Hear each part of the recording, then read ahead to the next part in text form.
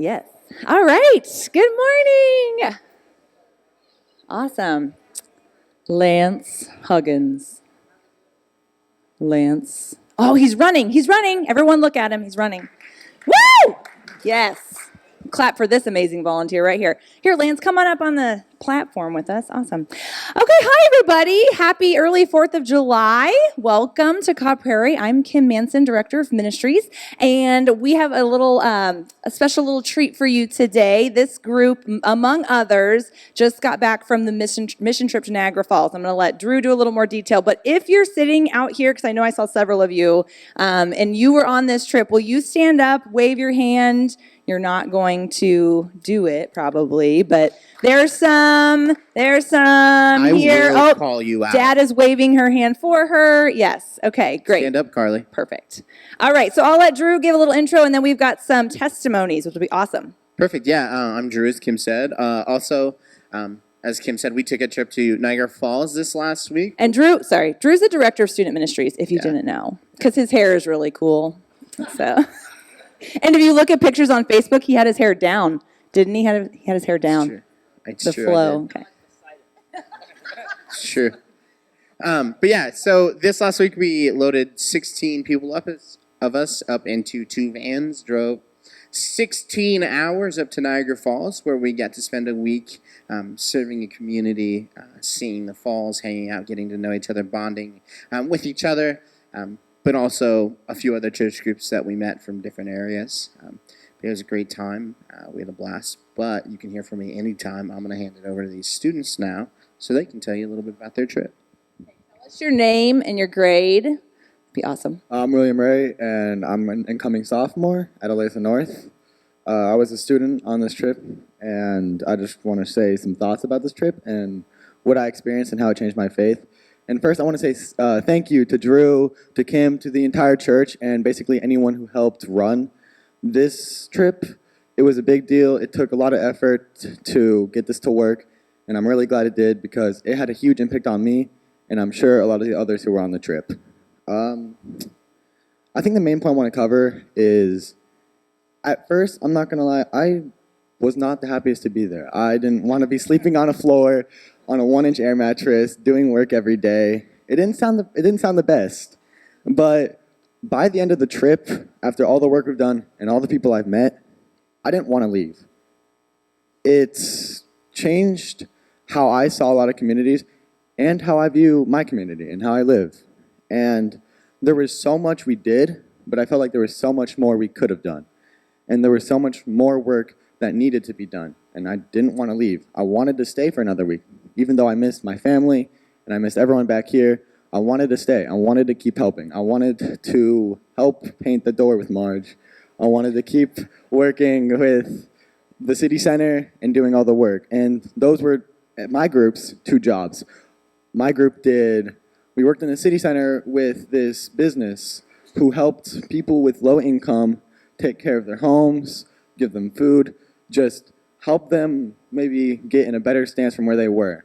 And me, my group, I know Lance, you were in my group, and a few others, and we all did yard work for 2 days, cutting down trees, getting a lot of fences, cleaning up buildings. And when we left, the buildings looked so much nicer than when we had begun. And it was cool to see the impact we had on those buildings, yet it was also crazy to see that was one building out of hundreds. And the other work we did, it was the working with Marge in her church, which was a beautiful sight. And getting to be in this property with a church almost 103 years old, I think, with buildings that were used with nuns and with people that had so big of an impact on the area, and getting to work with this nonprofit and just getting to meet Marge in general, it was awesome. And I would do it all over again. I would go back. And the work wasn't as bad as I thought it'd be, to say the least. Awesome. Awesome. Thank you, Will. Awesome. All right, next. Tell us your name and where you go to school, how old you are. All right. Thanks, Kim. You got it. Good morning. My name is Brady Huggins. I just graduated high school. so I'm kind of hanging on to wild here. And I have the opportunity to share about our trip to Niagara Falls. First off, I'd like to thank the entire congregation for their support and contributions that allowed our group to serve in Niagara Falls. I'd also like to thank Kim for asking me to speak, since she knows how much I like attention. And our youth leader Drew for leading our group and driving a 15-passenger van full of kids for 30 hours round trip. I don't know how he does it. This year's mission trip was my third and final trip as a member of Wild. 3 years ago, I traveled to Birmingham, Alabama, and last year we went to the U.S.-Mexico border. So when I heard we were going to Niagara Falls this summer, I was extremely excited. In fact, I think I am speaking for most of our group when I say that our initial interest in the trip was just seeing the waterfall. I was not prepared for the city and community I would encounter. Upon arriving in Niagara Falls, our group met a community member named Marge, and Will mentioned her. Marge is a middle-aged woman who works and maintains a building complex called Holy Trinity that's over 100 years old. She also runs a thrift shop on a weekly basis and houses over 20 international students, and she does this all by herself. It was through my conversations with Marge, one of the most integral members of the Niagara Falls community, that I learned the truth about Niagara Falls. So, a little bit of history. I'm a big history buff. In fact, while we were waiting to see the falls, everyone kind of stood by the gate, but they had to wait because I had to read every single informative poster. But so basically, up through the 1960s, Niagara Falls was a thriving community of over 100,000 people, with local businesses supported by tourists and residents. However, the high tax rates on businesses from the state of New York caused businesses to leave the city for other states. The absence of these businesses left Niagara Falls with no tax base and no funding for city redevelopment. The city's population has been cut in half since the 1960s, hovering around 50,000 people. Basically, businesses left, no businesses came in, and once youth graduated, they would leave and not come back, leading to population decline. In my interactions with the city this week, I felt a sense of hopelessness surrounding this community. Marge informed us that 45% of the buildings in Niagara Falls are abandoned. Think about that, 45% are abandoned. I barely even see an abandoned building in Kansas City. The current poverty rate in Niagara Falls is 23.6%. By comparison, Johnson County's current poverty rate is 4.8%. When we left the city on Friday, I felt like I was leaving a community that was broken. I conversed with another community member named James towards the end of the week. He, like Marge, told us of the state of Niagara Falls. Feeling the hopeless nature of the community, I asked what the solution was to Niagara Falls' problem. They both had the same answer: youth. Niagara Falls and hundreds of other communities around the country are in need of people who are willing to push for change. Change that can transform communities and provide a spark for cities like Niagara Falls. Throughout the week, I was troubled by the thought that perhaps my service was not making a difference. When I told Marge this, she broke down in tears. But her response was special. She said she believes Niagara Falls will rebuild someday. And in that timeline of rebuilding, we were a dot. And if you create and connect enough dots, the Falls' community would rebuild. So my message to the congregation is this. God calls us to be a dot on the timeline of others, because change does not happen instantly. A woman from another church named Crystal told me something at the end of the week. She said that when she goes to bed each night, she asks herself, if I did not wake up tomorrow morning, would I be satisfied with what I did today? It's a deep question, but collectively, if we serve our community and serve with the grace and light of Jesus, we can connect the dots and change the world. Thank you. Thank you, Brady. All right, Lance, tell us your age, where you go to school. Okay, Lance Huggins. I won't tell you my age. I'm a member of the Board of Elders here at Cobb Prairie. So Drew asked me to go on this trip, and I was extremely hesitant. In fact, I told him, if you can find somebody else, just let me know, and I'll bow out. So he did not find anybody else.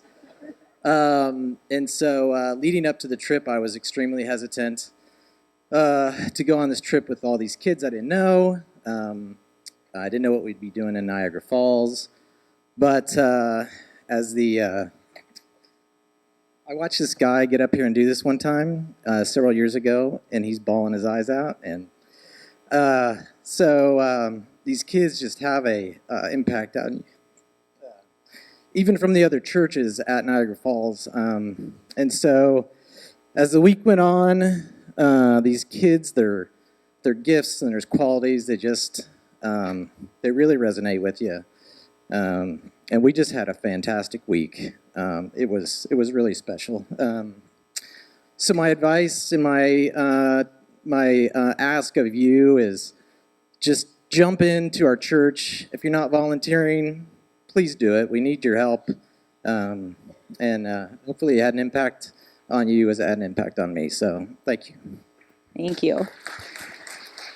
Awesome. Thank you guys for sharing. I know there's a few that raised their hands, and if you saw them, please ask them how their trip was, because there are many more stories to share. And thank you, Lance, for that, because I think that when people volunteer, even you guys volunteering your time to go do this, and Will, you didn't want to do it, and now you're like, I wanted to stay.